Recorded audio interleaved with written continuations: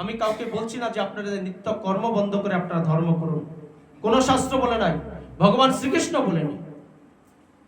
কারণ তিনি আমাদের গৃহস্থকে তিনি শিক্ষা দিয়ে গেছেন দাপর যুগে 16,108 জন মহিষীকে নিয়ে তিনি সংসার করে গৃহস্থ ধর্মটা কিভাবে করব সেই শিক্ষাটা আমাদেরকে দিয়ে গেছেন ভক্তরা মাতাজিরা।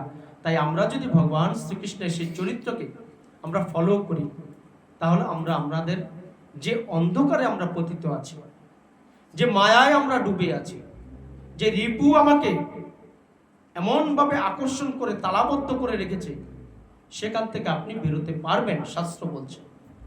তাই ভক্তরা মাতাজিরা আমরা খালি হাতে আসি না, খালি হাতে যাই না।